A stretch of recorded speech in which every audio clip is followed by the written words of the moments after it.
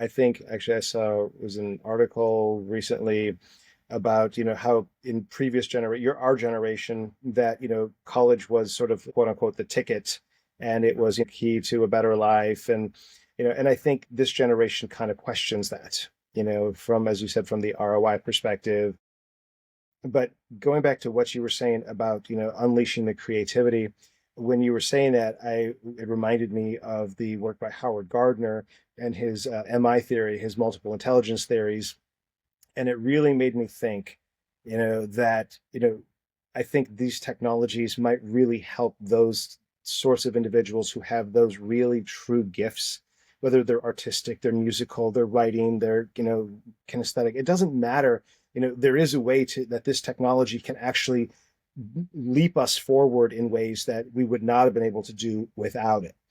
And again, it's sort of theoretical and kind of abstract in concept, but it sort of lays a predicate or a framework for the actual people, technologists, who actually do the work on the technology side.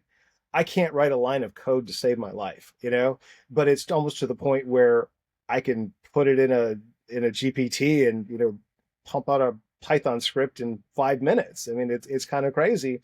So what it's doing is allowing people who didn't necessarily have a particular skill set to all of a sudden have a pseudo skill set, or to build a skill set much quicker.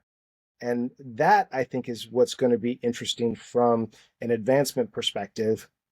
And I think you're right. It does reflect in higher education, because there is this question: do I really need this? Does this really make sense? I could be an influencer, or I could, do a tech startup, and make all kinds of money. But again, we have to ask ourselves, what is the fundamental reason of education? Is it to have an educated populace? Is it to train for a workforce? Is it just to be an educated human being, right? And I think that line kind of gets blurred with degrees, curricular tracks and income streams. And and I think there's sort of this blurring of, why do we need to be educated? Why do we educate our children? Why do we mandate it? So these are all very high level, kind of, I guess, called philosophical questions in a way. But and I know your specialty is more on that workforce side, the HR side. So I think you kind of get it. It's sort of that monetization of education in a sense. And to what degree does it have make sense to not change what we're doing so that the students can be better prepared for the future. And I think that's kind of part of our eternal quest, if you will, in what we're doing. Yeah, I think part of it is, you know, how personalized um, are we making education, right? Like, not everyone um, learns best sitting in a Classroom. classroom for hours on end, right? I think what I see is a lot of companies removing degree requirements. And so this gets into Yeah. one of the aspects of DEI that people don't talk about. Diversity means not just the color, ethnicity, and your gender. It's cognitive diversity. It's diversity of experience, and it's marginalized communities that often get overlooked. It's previously incarcerated, people who are trying to get a fresh start. It's people Yeah. who have gone to down a vocational path to maybe a 2-year associate's degree or something like that. It's all these different pathways to potential success. And I just think, at least if you can expose kids early, then they can decide for themselves, perhaps, at Yeah. least have a more informed conversation with their parents and their guidance counselor and what have you about what their prospects are. You don't have to just be, an entrepreneur, the next Steve Jobs or Mark Zuckerberg, who maybe went to college for a little bit but didn't finish. And there's plenty of Yeah. very wealthy Yeah. people, if that's your goal, that did not go to college or complete college. And so maybe that's one way, but maybe it's just look at all the life experience. I can start making money. So instead of going into debt, I can actually start making money, even if it's just like a side hustle, or maybe it's just, Yeah.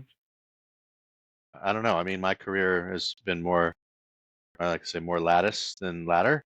And I've always pivoted to things that were interesting to me. I mean, I don't have an HR background. I'm not an educator.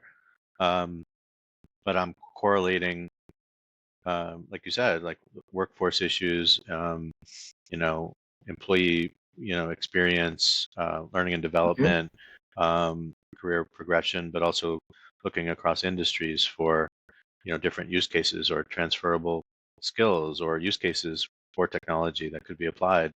That's what I do. I connect dots and I connect ideas and I try to cross pollinate those things with people who can actually take them and run with them. And so I was not a good student. My daughter's a much better student than I ever was. I was a pretty good test taker, but what the heck does that tell you at the end of the day?